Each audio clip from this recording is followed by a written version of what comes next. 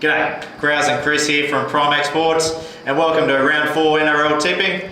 It's great to be personally back into the studio after being out and about doing the rounds around the grounds down in Sydney. Had a look around Cronulla. It's good to have you back, mate. Got a little bit of footage that we'll throw in, certainly sneaking around trying to get the inside boy for us. We appreciate that extra effort. That's right, it's all about getting to the effort to get into the groundwork and seeing what I can get. Yeah, I'm a little bit concerned as to whether or not you're actually trying to, sneak peeks at the players when they're, in the showers or the sheds, or whether you're actually trying to get some footage of form. I'm only human. Well, there's some good looking roosters there at the showers.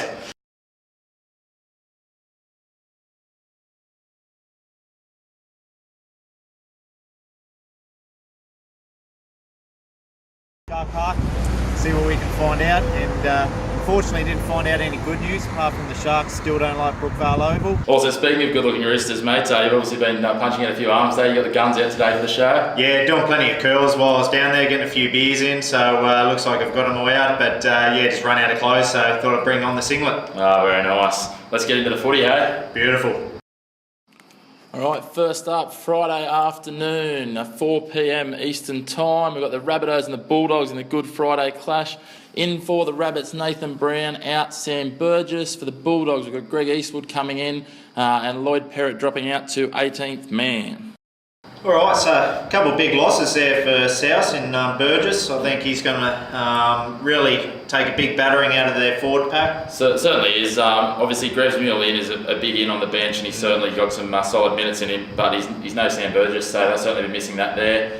Coming off a solid loss, though, if you can have such a thing. Yeah. Although I'm a little bit concerned about some mathematical skills there. Obviously, GI, lucky he doesn't need maths to make it in the NRL, because wow, he's emulated Terry Lamb there. At least Terry Lamb kicked it, though. Yeah, exactly. Back in '92, not only can he not count, he can't kick field goals. Yeah, terrible. Going places, that bloke. Yeah, terrible weather down there, but it really was a tough game for South to use their width out there, so it did make it a tough loss, but I think they can probably bounce back against Bulldogs, but can they really go up against the might of the forward pack without Burgess? Well, that's the big question, and the Bulldogs got Aiden Tolman back after they lost him for most of that last game, straight back into his form, over 150 metres, absolutely tearing it up, him and big Jimmy Graham. Yep.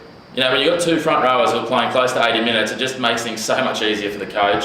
Based on that, I think I'm going to look at the Bulldogs here. I don't think they're going to blow them out. I think the Rabbitohs will keep some respect in it, but I'm going the Bulldogs 1-12. Yeah, likewise. I think the Bulldogs forward pack will just be too strong for South this week, and I think it'll be a close game again, 1-12. Friday night, 8:05 Eastern Time, Suncorp Stadium in Brisbane. The grand final rematch, the Broncos hosting the Cowboys.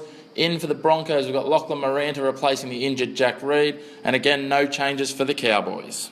All right, the grand final rematch, looking to be an absolute cracker on Friday night. The Broncos and Cowboys taking on each other there at Suncorp. Really looking forward to seeing if Ben Hunt can make up for his fumble, shall we say, in the grand final last year. I'm a bit disappointed the NRL didn't run with Drop It Lock It's Hot as their theme song for this season after that. Just to rub it in for him. Yeah, exactly, just to put the pressure on him a little bit more. The halves battle there, though, you've got Hunt and Milford, the up-and-comers, against Thurston and Morgan, who are really established. You're throwing some young guys at the back with your likes of Kahu and Lachlan Coote. And it's shaped for an absolute cracker through the middle for me.